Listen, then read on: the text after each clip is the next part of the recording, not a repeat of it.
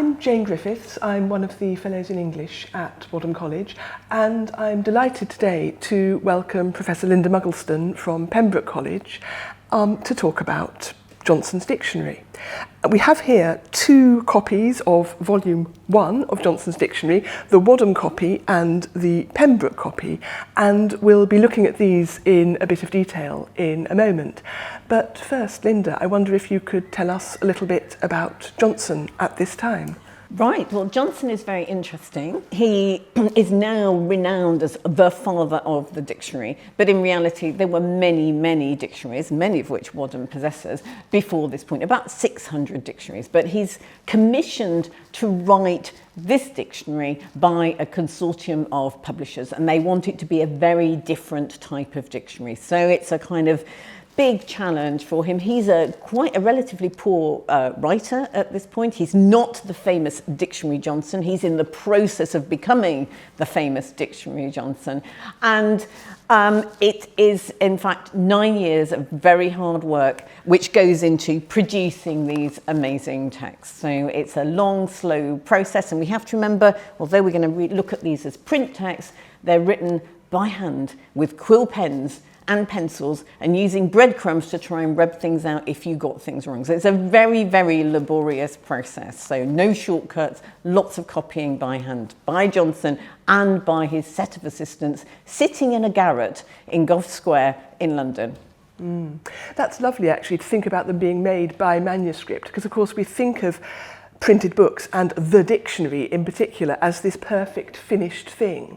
But in fact, which we can also see if we turn to these copies, you do not get a perfect, immaculate, single finished thing by any means. These are technically both volume ones of the first edition in 1755, but even just looking at the outside, you can see that they are very different. The Wadham copy here has been well used and well loved. I'd just like to show that it's been so well used and well loved that the front board has entirely come away. And you can see, in fact, where the cords, these cords which it was sewn on, have snapped where they entered the board. It has also lost its sewn headbands, which would have been here. And it really is, as you can see, extremely worn and beaten up. You can't even really see where the title was. It would have had labels. You can now just see on these panels the impression of where the labels were, but they're no longer visible. The Pembroke copy, on the other hand, is extremely glamorous. Its front board is perfectly attached. I won't lift it in case it comes away in my hand, but it is perfectly attached. And as you can see, somebody really went to town on the binding. It's very elaborately gold tooled. And I was just looking at this earlier.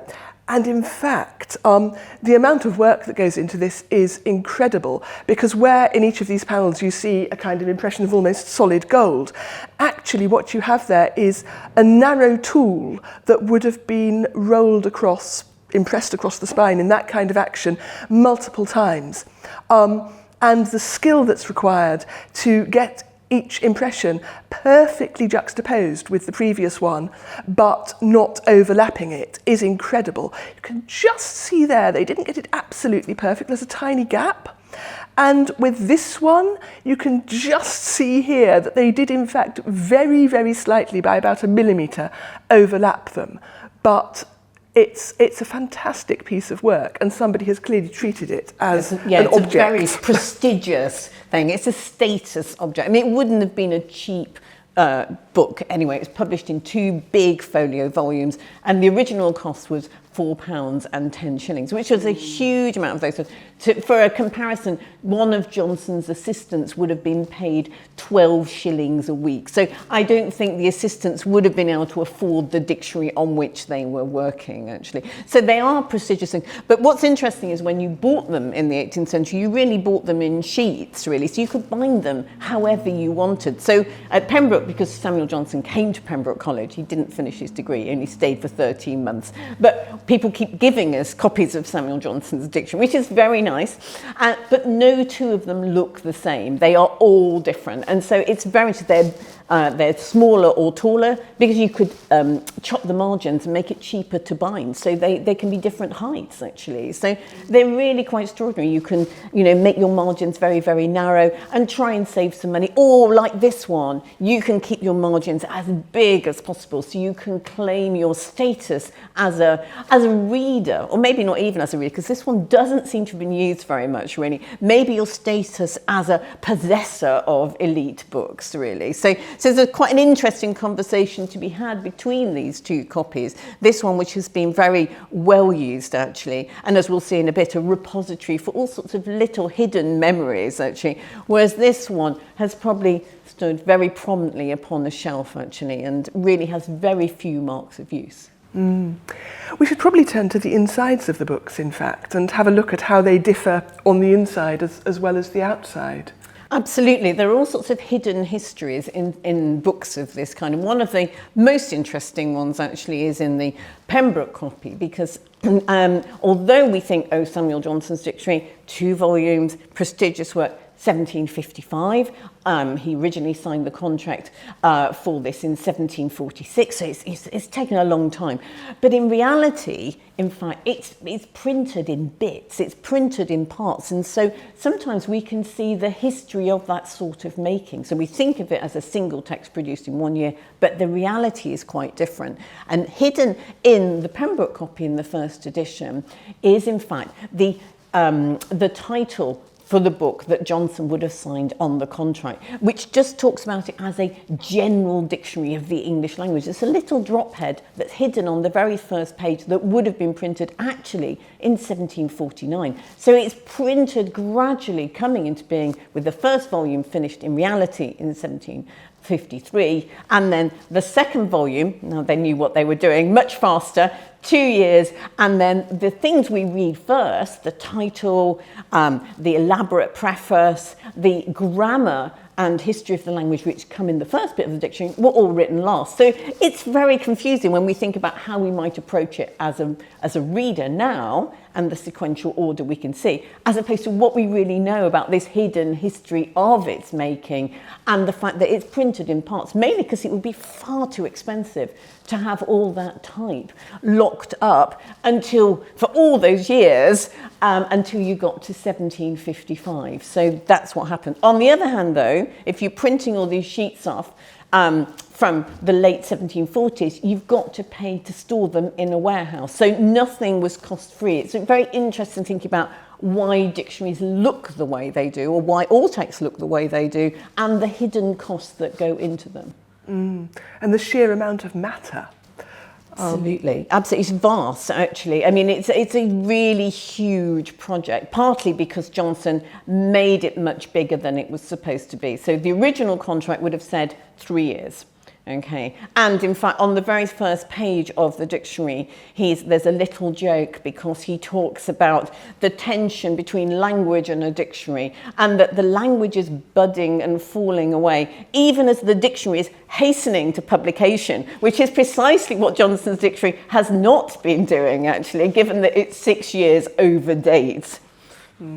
That's lovely. I love the idea of the 2 timescales, the language morphing and changing, and the dictionary trying to capture it, but itself also morphing and changing. Absolutely, particularly because Johnson is supposed to be fixing the language. And on the very, very first paragraph, he's saying, well, actually, this is not really possible, actually. So it's a very typical Johnson sort of double game, really. On one hand, he signs a contract for a dictionary that's supposed to be like the Academy dictionaries of France and Italy that are going to claim immortality and immutability for the language.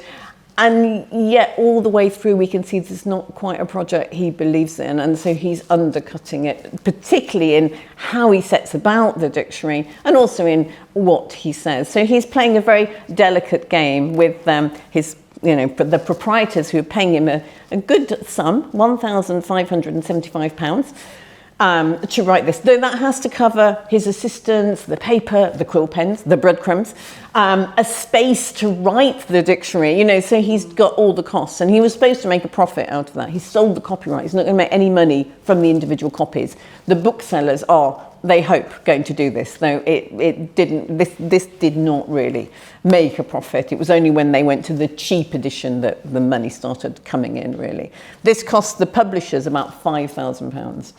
Actually, so a significant amount, so including Johnson's expenses. So yeah, so it's very interesting thinking about it as a different type of dictionary, very distinctive type of project, and it looks very different on the page as well, so which we can look at in a bit. Yes, I think we should probably have a look actually at the insides of the actual copies now, yes, don't you think? No. Maybe the drop head that you mentioned. Yes, and also the strange signs of use in the Wadham one. Yes, that may include the ghost of Hodge the cat. You see, this is we're very excited by this. So right, okay, let's move. Okay. We've just swapped sides so that Lynda is reunited with the Pembroke copy of the dictionary and I'm reunited with the Wadham copy. And this is because we thought we would just like to look at some of the specifics of the copies. One nice thing about the Wadham copy is that we have a letter of provenance from James H. Bingham from Nottingham, writing to Maurice Bowrer, saying in 1953, in October, that he apologises for not having sent his dictionary sooner because he promised it in July the year before. And rather charmingly, he says, a friend of mine is going up to University College for the weekend and he said he'd take it up for you. So we have a nice snapshot of what was happening in October 1953. And we therefore know how this copy got to Wadham, although not in fact where it was before. And this, I think, is typical. You were saying, Lynda, you know nothing, in fact, about where your copy was before it appeared in college. Absolutely nothing, actually. I mean, it must have been given to the college, but I feel that our archival records have lapsed a bit here. So we do have this lovely copy, and we're very grateful to someone. If anyone knows who this might be, please get in touch. But yeah, there are no records. We have no letter, sadly, preserved alongside it. So it would be lovely to know. And we don't have any kind of personal memorials hidden inside it, which in fact the Wadham one does. The Wadham is very interesting. It is. It's curious because as well as being used as a dictionary, we assume, it has been used as a flower press. So here on the page that begins absinthiated, there are pressed down into the gutter some rather beautiful tendrils of a very long dead flower. And it seems in fact to have been used quite extensively as a flower press, because a few pages further on we have, on the page that includes arms and almost, some lavender, much more recognisable, although I think very long dead. And also, in fact, I notice now somebody's hair has got tucked in. So it's a copy with real DNA in it and real signs of use in a very practical and material way, where in fact the dictionary itself is sort of oddly immaterial. It could have been any large book. Yeah, I think that's right. They're very, I mean, you know, having two hefty folios is quite handy if you want to press some flowers, I think. So, and a lot of these large dictionaries were often used as these kind of vehicles of social memory or family memory or something. So there will be a meaning behind the lavender. As well. So this idea about what we use books for, what do books mean in their history of use, is very nicely illustrated, I think, by the Wadham copy here. I was delighted when I first started looking through and found those things, which I absolutely wasn't expecting. I thought I was looking for annotations, which we don't have, but I found what I wasn't expecting. And then a little further on the page that includes Capital and Caperbush, we have what we're hoping are signs of a ghost of Hodge the cat. There are what could be a couple of paw prints on the pages, although possibly they're more likely to be traces of other pressed flowers. But it's nice to think that even if it wasn't actually Hodge, a past 18th century, 19th century cat leapt up on the page and left its mark as well. Absolutely, yeah. Johnson had this cat who he said was a very fine cat indeed. And if you want to visit Johnson's house in London, in Gough Square, where the dictionary was written, you'll find a very nice statue of Hodge outside with a very handy circle of chairs so that you can worship him. He also was with some oyster shells as well, because he was fed on oysters, which Samuel Johnson went out to buy himself for the cat, you see. So Hodge is a kind of part of the dictionary narrative and bound up with the history of Gough Square, which is where Johnson was living until 1759, actually, just renting it. So he's part of Generation Rent, again, not a wealthy owner of houses. But with Hodge, I mean, although we think, well, why is it interesting to think about a cat in the context of a dictionary? But we can think forward to the making of, say, the Oxford English Dictionary, and very like Johnson's dictionary, depended on the collection of lots and lots of bits of paper before it became a big dictionary. But actually, sadly for the history of the Oxford English Dictionary, sometimes you would just find a sack of material that had been turned into a mouse nest, you see. It's very tempting with lots of paper for mice to think, great, I'm going to live in all these records of the words of the dictionary. So having a cat in a dictionary garret was quite practical, really, because you don't want all the material you are assembling laboriously with your quill pen and your bits of paper to be eaten by mice. So Hodge has a vital role to play in preserving the materials of the dictionary. So, and Johnson apparently had at least one cat, so very sterling service. So it's very nice to hope that might be some cat paw prints, actually. So, and also you could look at Samuel Johnson's definition of cat, which is very eloquent, actually, at the same time. It's a shame you didn't quite get on the right page. No, not a literate cat. Trying hard, but not quite right. Yes, exactly. So this is the drop head we mentioned earlier, the hidden title that's within the dictionary, which doesn't match the title page at all, which we could probably turn to as well. The title page is probably written by the proprietors or the publishers. Title pages were kind of like the adverts for a book. They're a kind of puff of its claims. So the title page has all the information. It's going to have, the words of polite writers or the best writers and all these kind of, eloquent things. But really, the working title was just a general dictionary of the English language. You see, you couldn't have your advert on the back of the book because it's going to be rebound. And if you look at the backs of these books, they're very boring. They're just bound in plain leather. So where do you get your advertising? Where do you persuade your readers to buy into this book? It is your title page, actually. So there's quite a lot of evidence that, the real impetus behind title pages comes from the proprietors and the publishers. And, the writers sometimes get a say, but not always, actually. So, and the other very interesting thing that we can see in this copy is that directions to the bookbinder, which reminds us that you don't buy it as a finished bound book, which is exactly the same if you buy it in Edinburgh, if you buy it in London.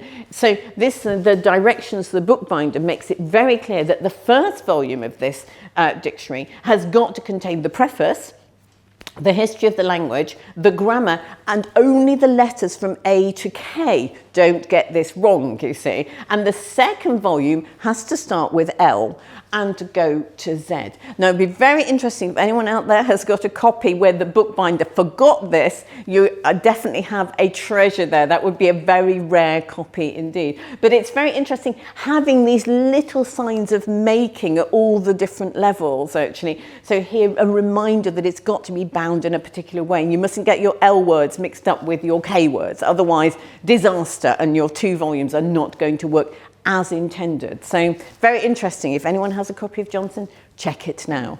And it's more likely to be a copy of our printing than of yours because ours doesn't have the instruction. No, very interesting. So the binders would have been at a loss.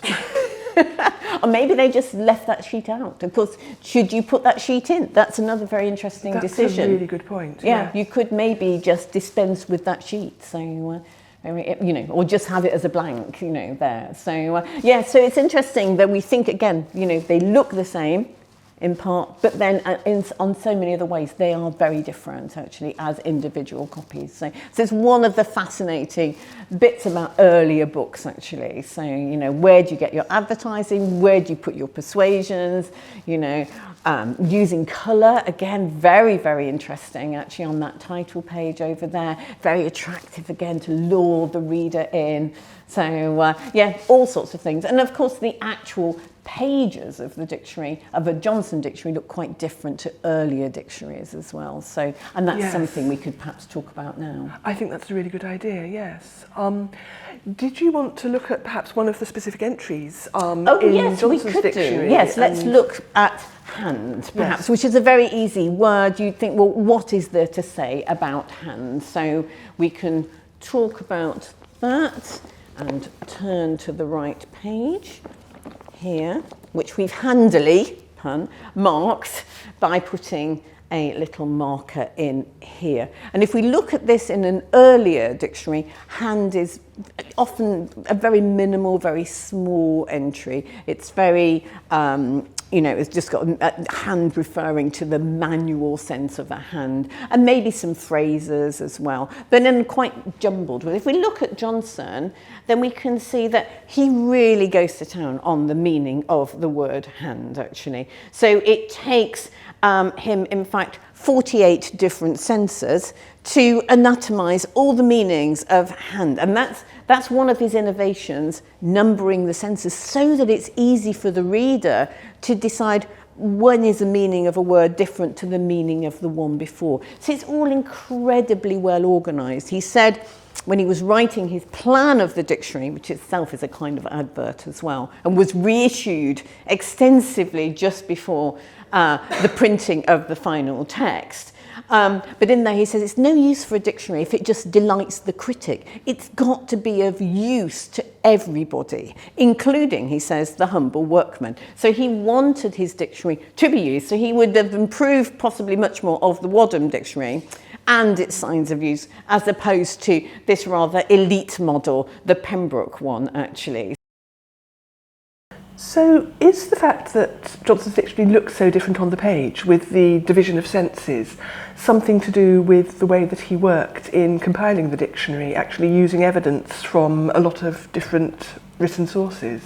Yeah, I think this is a really important aspect. We can think about Johnson trying in the 18th century to create a kind of quill-based database, you know, if we can imagine this. So it's not quite going to have the flexibility of a database, but what he started to do, even in 1746, he's signing the contract, was thinking, we need to know how language is actually used. And so what he began the dictionary by doing is, as well as looking at other dictionaries, but he thought, well, using other dictionaries is fine, but I don't really trust them. I need to know whether the word that is in the dictionary is actually used. So he started collecting examples of usage from all sorts of books. So although on that title page, as we've seen, it says best writers, in fact, he's got all sorts of things. He's got school books, he's got bills of mortality, he's got works on surgery and medicine. He was lots of science, botany, horsemanship, printing, everything is actually in there. And so he started a reading program. It's very like the later OED, in fact, actually. So he wanted to read lots of books, and in reading, so you're not reading for pleasure here, this is kind of like acting as a pragmatic reader. You're collecting words, and what he did was he had a text, and then he would underline the word that he thought might be useful. He'd write the letter in the margin corresponding to the word, and then it would be copied up by one of his assistants and created on a little bit of paper, which we call a slip, and then all these slips eventually create this kind of big, you know, handwritten database. And then when you start to try and write the dictionary, you think, okay, here's all these many slips for hand. Is there a pattern here? How does hand mean? And then you can sort your slips into the different meanings. So it's working in what we would now see as a very kind of, you know, quasi-empirical way, you know, so he's basing the dictionary on evidence of how it's actually used. So this is about teasing out all the meanings of hand or cat or mouse. And just thinking, okay, rather than just having the same definition as in earlier dictionaries, we can start to kind of really think about how the word has been used in English from the early Renaissance to, virtually the present day. So it becomes a huge enterprise. And you can see why he didn't finish it in 3 years, actually, because it swelled as a project out of all recognition, really. It would have been much easier if he'd done, like other dictionary makers of the time, relied primarily on earlier dictionaries, thought about what bits were missing and supplemented it. But he kind of decided to return to first principles. And it becomes quite descriptive, which is quite funny because Johnson's reputation is usually of a dictionary maker who wants to control and fix the language. But his methods are completely the other way round, right from the very beginning. We can see even in his plan of a dictionary published in 1747, he's basing his deductions on quotations. And so we've got this very interesting tension. He's commissioned to write a dictionary that's supposed to be fixing the language and dictating how language should be used. But at the same time, he's actually working in a completely opposite way and collecting lots of evidence about how the language was actually used across a huge variety of books. And we've got 14 of these books are now known to exist, although there must have been hundreds and hundreds and hundreds of these. So if anyone has a book filled with scribble with odd letters in the margin, you could be sitting on a treasure there.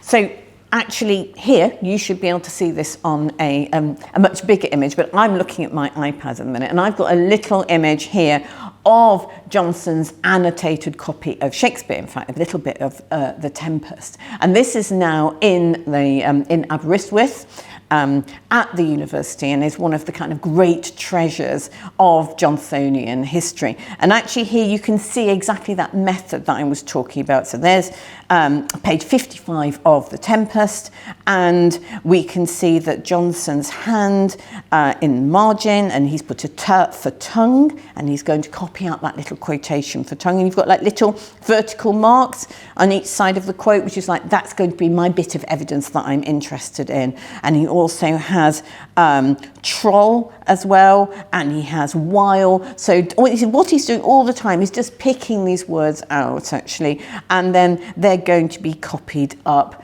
by his assistants. And in fact, it used to be thought that this was entirely Johnson picking every single word and every single quotation. But in fact, a recent project that I'm running has shown that in fact the assistants also get to pick the words and the quotations as well. So in fact, we can see that on other pages of the Shakespeare. But this is what an annotated text, this is how the dictionary begins, in these little scribbled marginal annotations on the pages, turned into slips, collected up, and then gradually become the entries. He can't get all his quotes in there, so that's another very important point, that he's got more evidence than he can fit into the dictionary.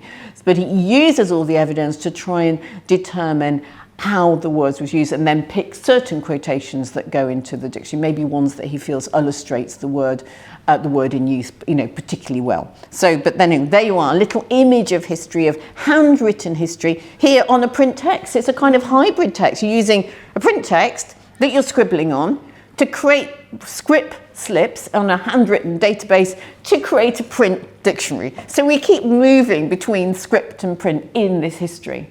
Yes, that's a lovely place, I think, to come full circle and to refer back to these books, which are, as we were saying at the beginning, rather different manifestations of the one project of making the dictionary from all these previous materials. Absolutely. And Lynda, thank you so much for coming over. Thank you for bringing your copy, and thank you for everything that you've brought out about these volumes. It's been lovely talking to you. Lovely, thank you very much. Thank you.